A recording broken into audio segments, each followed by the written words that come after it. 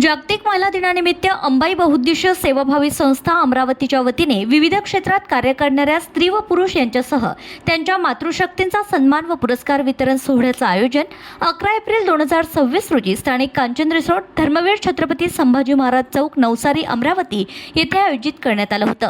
महात्मा ज्योतिबा फुले व भारतरत्न डॉ. बाबासाहेब आंबेडकर यांच्या जयंतीचं औचित्य साधून या कार्यक्रमाचं आयोजन करण्यात आलं होतं।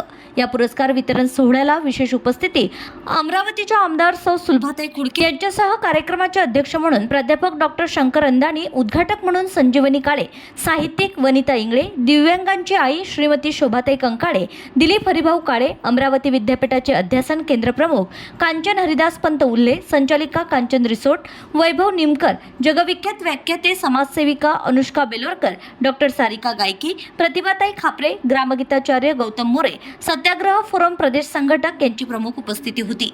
पुरस्कार वितरण सोहळ्यामध्ये पुरस्कारार्थी व त्यांच्या आईंचा सुद्धा सन्मान करण्यात आलाय। या पुरस्कार वितरणावेळी सन्मानचिन्ह, सन्मानपत्र, शाल व पुष्पगुच्छ देऊन पुरस्कारार्थींचा सन्मान करण्यात आला आहे। राज्यभरातील धाराशिव, अहिल्यानगर, पुणे, मुंबई, गडचिरोली, चंद्रपूर, अमरावती, यवतमाळ, अकोला येथून 100 पुरस्कारार्थी व त्यांच्या परिवाराची उपस्थिती यावेळी होती। कार्यक्रमाच्या सुरुवातीला महात्मा ज्योतिबा फुले, भारतरत्न डॉ. बाबासाहेब आंबेडकर, राष्ट्रमाता जिजाऊ छत्रपती शिवाजी महाराज यांच्या प्रतिमेचं पूजन करण्यात आलं।